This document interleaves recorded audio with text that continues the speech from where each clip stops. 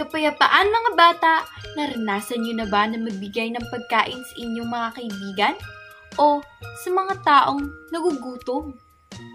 Alam niyo ba, may isang babae sa Biblia na kahit kaunti lamang ang pagkain nila ng kanyang anak ay nagbabahagi pa rin siya sa isang propeta dahil nagtitiwala siya sa Diyos.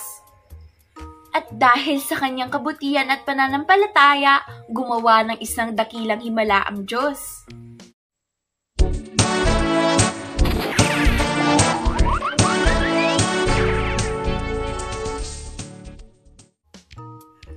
Tara mga bata, pakinggan natin ang kwento ng propetang Elias at ng babaeng taga Sarepta at alamin natin kung paano sila pinagpalang ng Diyos kahit sa panahon ng tagtuyot.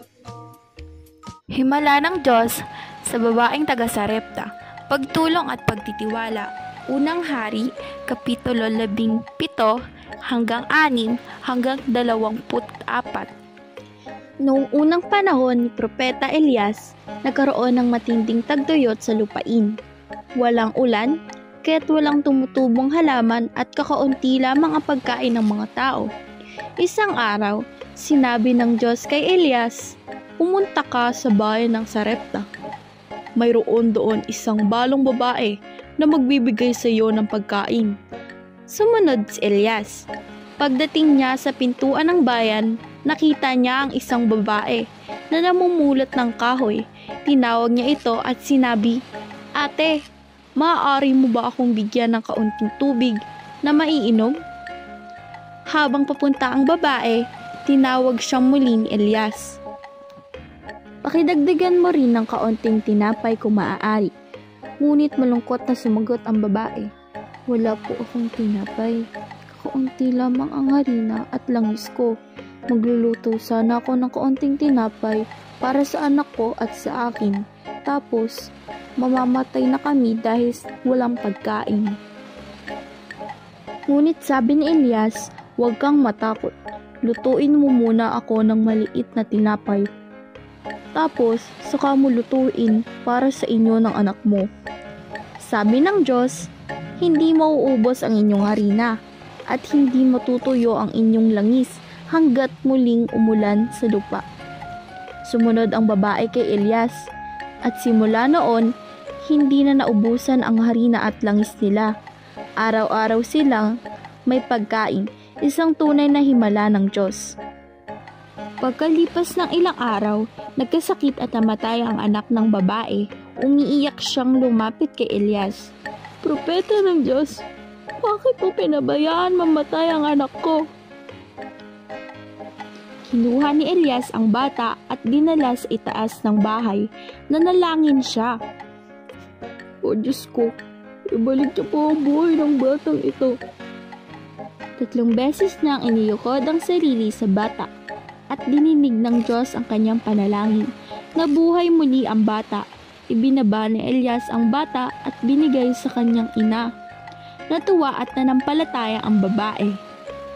"Ngayon ay alam ko na, ikaw ang lingkod ng Diyos at ang mga salita mo ay totoo." Ang mga sumusunod ay ang mga aral na dapat nating matutuhan. Una, magtiwala sa Diyos kahit mahirap ang sitwasyon. Tularan natin ang babaeng balon na kahit halos wala na silang pagkain ng kanyang anak, ay hindi siya natakot at siya'y nagtiwala sa Diyos. Ikalawa, maging handang tulong sa lahat ng nangangailangan.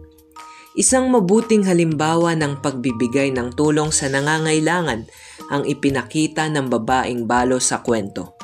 Ibinahagi niya ang kanilang pagkain kahit nakakaunti na lamang ito.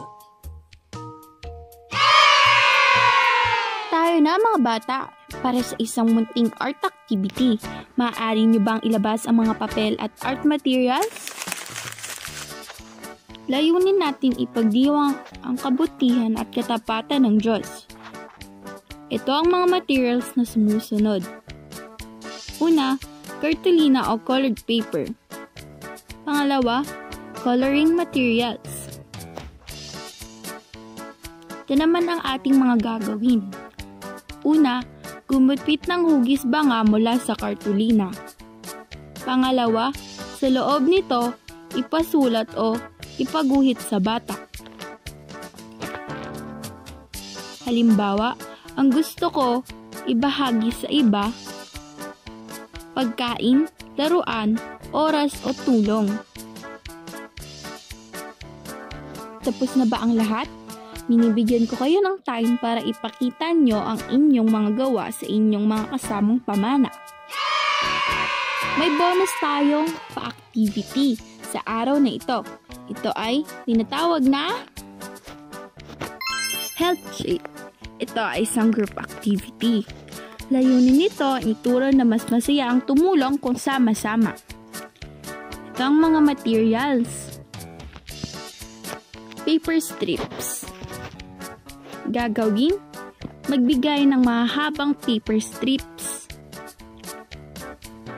Sa bawat paper strips, isulat ng bata ang isang paraan ng pagtulong.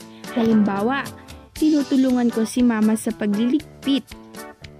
Idikit o ikabit ang mga piraso para makabuo ng health chain.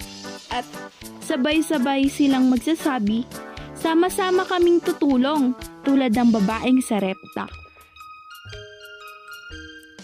Huwag niyong kaligtaan gumawa ng mabuti at magbahagi sa iba, sapagkat iyan ang handog na kinalulugdan ng Diyos.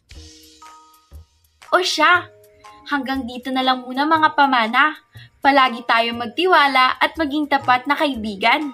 Maraming salamat sa inyong pakikinig. Hanggang sa muli! Paalam at mispa!